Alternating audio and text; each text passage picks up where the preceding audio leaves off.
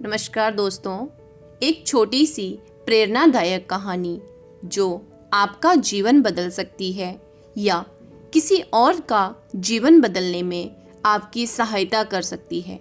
कहानी का शीर्षक है सजा से बड़ा ज्ञान। एक आश्रम में एक संत रहते थे जो कि बच्चों को शिक्षा देने का कार्य करते थे। दूर दूर से बच्चे आकर संत से शिक्षा ग्रहण किया करते थे। एक दिन उनके आश्रम में एक नया शिष्य आता है। शिष्य का स्वागत संत अच्छे से करते हैं और उसका परिचय अन्य शिष्यों से करवाते हैं। नया शिष्य चोरी करने की भावना से आश्रम में रहने लग जाता है और जब भी उसे मौका मिलता है वह अन्य शिष्यों का सामान चुरा लेता है। वहीं एक दिन कुछ शिष्य उसे चोरी करते हुए पकड़ लेते हैं और फौरन संत के पास ले जाते हैं। संत को शिष्य बताते हैं कि किस तरह से वो उनका सामान चोरी कर रहा है। शिष्यों की बात सुनने के बाद चोरी करने वाले लड़के को संत कुछ नहीं कहते और सभी शिष्यों को वापस भेज देते हैं। संत द्वारा चोरी करने पर कुछ ना कहे जाने पर वह हैरान हो जाता है। वहीं कुछ दिनों बाद वह लड़का फिर से चोरी करते हुए पकड़ा जाता है। फिर से अन्य शिष्य उसको संत के पास ले जाते हैं और संत से चोरी की शिकायत करते हैं। संत एक बार फिर इसे कुछ नहीं कहते और ऐसे ही छोड़ देते हैं।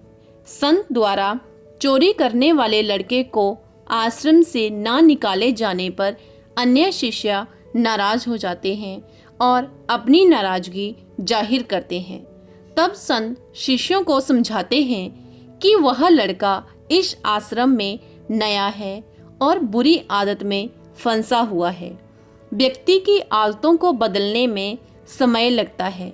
इससे पहले ये जहाँ रहा करता था वहाँ से इसे चोरी करने की सीख मिली है।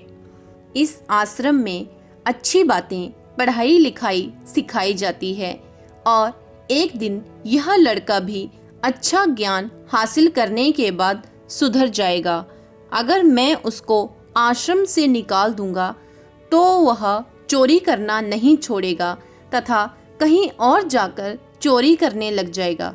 लेकिन अगर मैं उसे इस आश्रम में रहने दूंगा तो वह तुम लोगों के साथ रहकर सुधर जाएगा। संत की बात सुनकर शिष्यों को अपनी गलती का एहसास हो गया और सभी शिष्यों को ये समझ आ गया कि अच्छे माहौल में रहने से और अच्छी बातें सुनने से बुरा व्यक्ति सही रास्ते पर आ जाता है। सभी शिष्य संत से क्षमा मांगते हैं और वादा करते हैं कि वे उस लड़के को सुधारने में संत की मदद करेंगे। इस कहानी से हमें ये सीख मिलती है, जिन लोगों के अंदर बुरी आदतें होती हैं उन्हें सजा देने की जगह अच्छा ज्ञान दें ताकि वो सुधर जाएं और एक बेहतर इंसान बन सकें। धन्यवाद दोस्तों। आशा करती हूँ आपको कहानी बहुत पसंद आएगी। इसी तरह की कहानियाँ सुनने के लिए हमारे चैनल को सब्सक्राइब करें। धन्यवाद दोस्तों।